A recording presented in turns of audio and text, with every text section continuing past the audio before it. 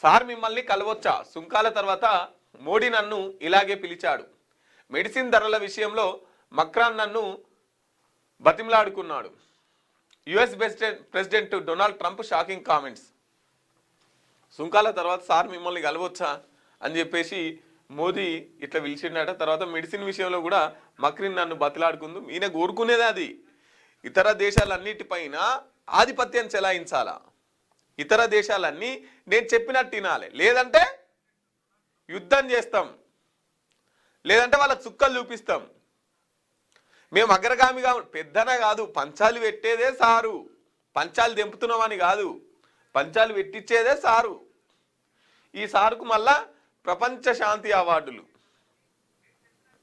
ప్రపంచ దేశాల మీద వీళ్ళు ఆధిపత్యం చెలాయించడమే ఈ అమెరికా యొక్క ఉద్దేశం. ప్రపంచ దేశాలన్నీ అమెరికా గుప్పిట్లో ఉండాలి. అందుకని సార్ మిమ్మల్ని కలవచ్చా అని చెప్పేసి సుంకాలు పెంచిన తర్వాత సార్ మిమ్మల్ని కలవచ్చా అని చెప్పేసి నరేంద్ర మోడీ గారు అంటున్నారంట. చట్టాలు ఉల్లంఘిస్తే దేశ బహిష్కరణ. జీవితంలో అమెరికా రాకుండా చేస్తాం. వీసా గొప్ప ఛాన్స్ మాత్రమే, హక్కు కాదు.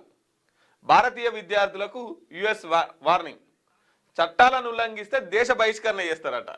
జీవితంలో అమెరికా రాకుండా చేస్తాం అంటే ఇక బ్యాన్ చేసేస్తారు మొత్తం చట్టాలను. అక్కడ ఉన్న అమెరికా చట్టాలను ఉల్లంఘిస్తే వీసా గొప్ప ఛాన్స్ మాత్రమే, హక్కు కాదు.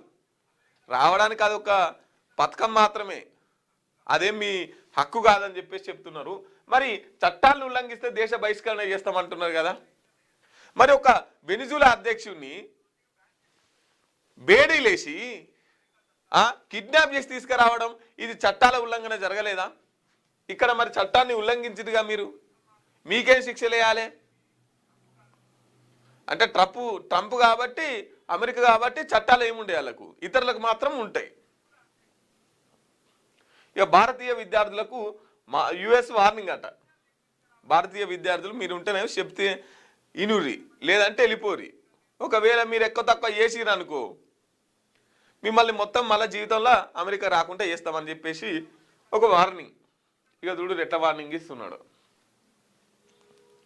కాబట్టి ఇక అక్కడ ఉన్న పిల్లలకి ఏం హక్కులు ఉండయి, ఏదో బతకపోయినాం కాబట్టి వాళ్ళు చెప్పినట్టు తినాలి. ఎందుకంటే మళ్ళీ ఎలగొడతారు అని చెప్పేసి అట్లా భయపెట్టిస్తున్నాడు, అట్లా ఉనికిస్తున్నాడు. ఏదైనా కొన్ని రోజులు ఉంటుంది సార్.